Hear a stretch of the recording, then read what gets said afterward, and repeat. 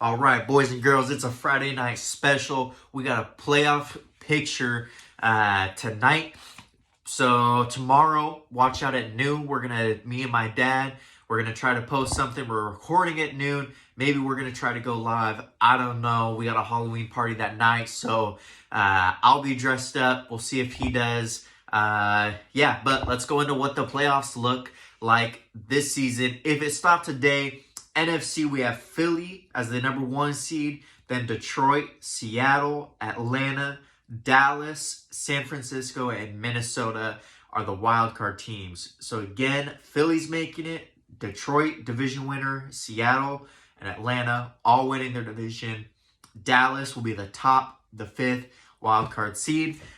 I don't see much switching up in here.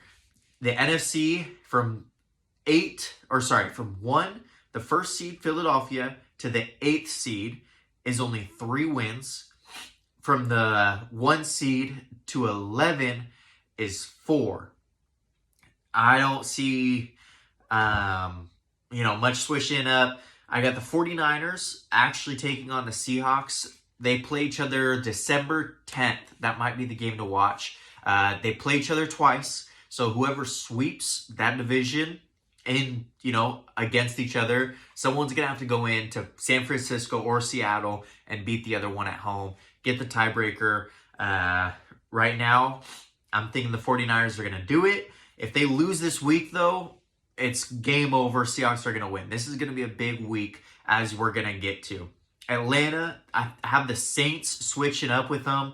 I just think they get to play them twice. And I think the Saints have something going. They're going to be able to capitalize. Atlanta's just too inconsistent, honestly, for me to pick them to win a division.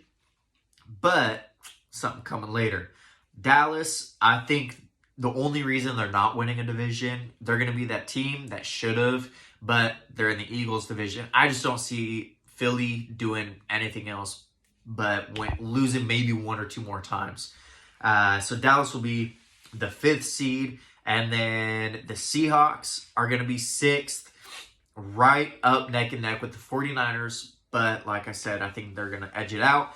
The 7th seed is where it gets a little controversial. We have the Vikings, Bucks, and Falcons. All have easy schedules coming up the next 9 weeks.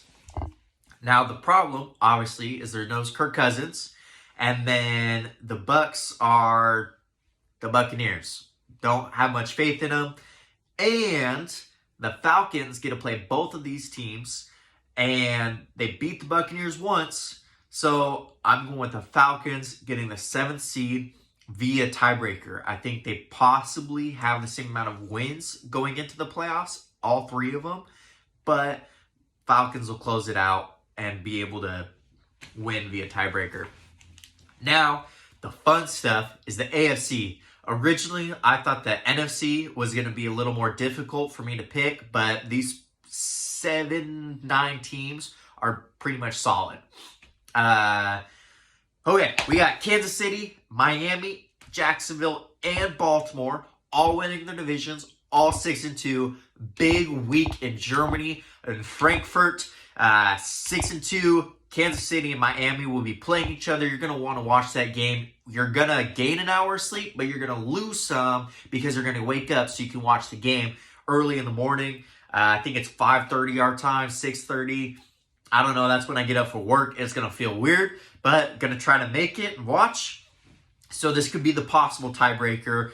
They both have tough schedules. I think they both play the Bills. Kansas City, they just lost to Denver. They have to play the Chargers again. Tough game, close. The Raiders, honestly, still play them tough, and the Raiders have something going on. We're having a dance party out there on the field. The players feel more relaxed. Maybe the Raiders pull up, have a good time, and try to beat them. But Miami has to play some division games too still, and the Patriots always play everybody close. The Jets have a great defense. Miami struggled against the Eagles defense, so that could be pretty tough. Jacksonville, I have the number 3 seed. I think they're flying under the radar. They got an overall pretty solid team. I do have Kansas City taking the number 1 seed.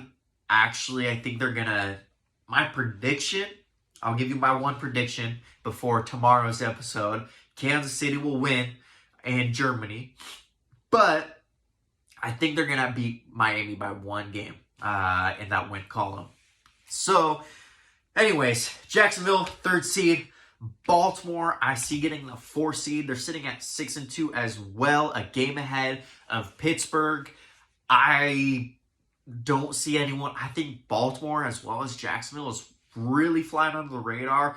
Even though all 4 of those teams have the same record, we always are seeing Mike McDaniels, whether it's on Reels, TikTok, Threads, whatever you got, we're always seeing his clips. He's front and center. We're seeing Taylor Swift and Travis Kelce. We're seeing those front and center teams, but there's Jacksonville and Baltimore hanging on with neck and neck. Cincinnati, I have it as the 5th seed, just losing to Baltimore. They should have got going earlier, but this time last season, they closed out, won straight out. With that, they would beat Baltimore, but I don't think they're going to be able to do it 2 years in a row. That's not a sustainable season-by-season practice to continue. And then they play this week Buffalo, of course, who I have as the 6th seed. Still another possible tiebreaker going on this week in the AFC. I didn't realize how exciting this week could be for football viewers, but gotta make sure you're watching. I'm a 6th seed, and then the 7th seed is even more intense. Like I said, broke it down for the NFC.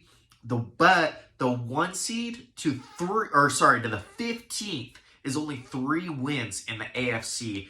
Comparatively, in NFC, it's 1-8. So there's much larger group of teams available to even get the 1 seed in the AFC.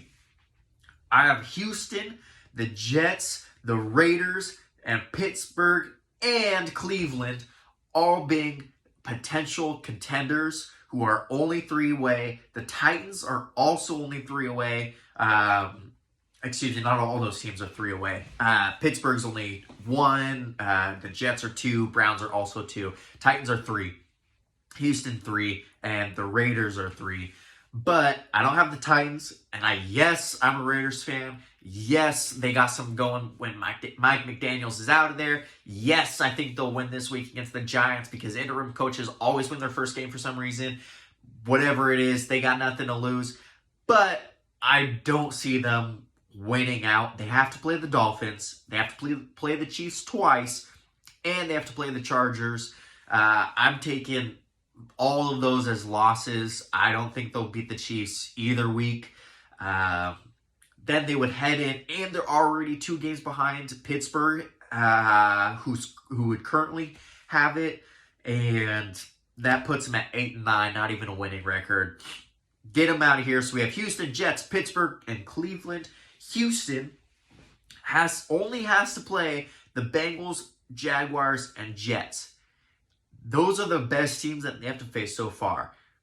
And the Browns. So 4 teams with winning records. Even if they lose all those, that puts them at 9-8, which you'll hear the other records, but puts them really close to contention. They possibly get in that 7th seed. And they play the Browns, who are going to end up most likely 10-7, playing the Ravens, Jaguars, Bengals, Jets, and Pittsburgh. So they almost play all of these teams that are fighting for the 7th seed. They have a real tough road coming up. Every game is going to be important. Every game is a possible tiebreaker. And honestly, I don't think they're going to be able to do it with P.J. Walker, Deshaun Watson. I'm not sure what's going to happen there. The Jets finally have to play the Bills, the Dolphins twice. The Patriots always play close. And then the Chargers are decent. They'll put up a tough fight. Oh, it's actually on behind me. Who they picking?